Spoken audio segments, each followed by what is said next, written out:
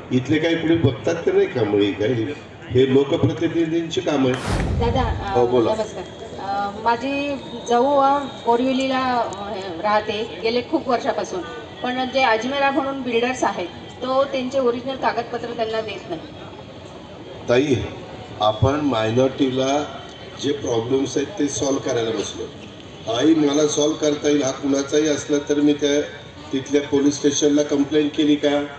नाही, ऍप्लिकेशन केलेत खूप वेळा. पोलीस स्टेशनला कंप्लेंट केली का? नाही, पोलीस स्टेशनला नाही. ती कंप्लेंट करायला त्यांना सांगा. तिथल्या DCPला मी बोलवतो माझ्या घरी आणि तुमची त्यांची रुजवात करून देतो आणि सांगतो हे असं असं आहे, बिल्डरला बोलून घ्या आणि यांचे तुमचेही कागदपत्र सगळे व्यवस्थित पाहिजेत. मात्र क्लिअर आहे सर, गेल्या काही वर्षापासून ते तिथे राहतात आहे. यांना मुंबईची वेळ द्या, मंगळवारी किंवा बुधवारी भेटा मला.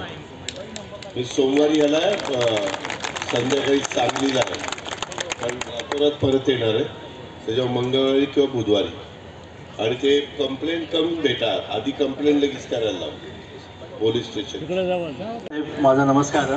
मी सोलापूर तांबोळी आधार समाजचा एक प्रतिनिधी रियाज अतार आहे. साहेब, आमच्या OBC म्हणून या ठिकाणी आम्हाला दाखला मिळतो, पण अलीकडे खूप आम्हाला जाळसाठी खूप लागू येतं. कारण आमची जी संस्था आहे ती शासनमान्य GR पूर्ण आहे, पण त्या GRला ग्राह्य धरून आम्हाला OBC दाखला मिळावं यासाठी आम्ही शासन दरबारी नेहमी लढतो. पण इथं स्थानिक जे जात पडताळणी जे ऑफिस आहे त्या ठिकाणी आम्हाला थोडं तगादा. तुम्ही आत्ता कलेक्टरच्या इकडे या, सर्किट हाऊसला या. सर्किट हाऊस लगेच आता निघालो पुढे.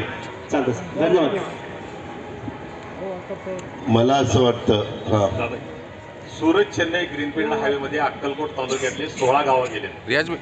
सुरत चेन्नई ग्रीनफील्ड हायवे आणि तिथं दादा 4 लाख रुपये एकराला रेट दिले शेतकऱ्याला. हा मोबदला वाढवून देण्याबद्दल आम्ही वेळोवेळी एक थांबा. हे सेंट्रल गव्हर्नमेंटचं काम आहे नॅशनल हायवेच्या संदर्भातलं.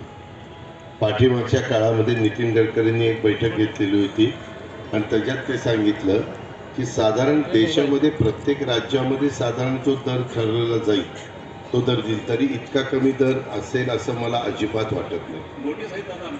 मग ते द्या ना, तुम्ही पण या सर्किट हाऊसला.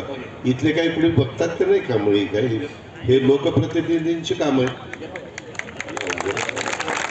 मला वेगवेगळ्या भागामध्ये गेल्यानंतर मार्गदर्शन म्हणतात की दादा शुल्काचं प्रमाण दिलेली आहे.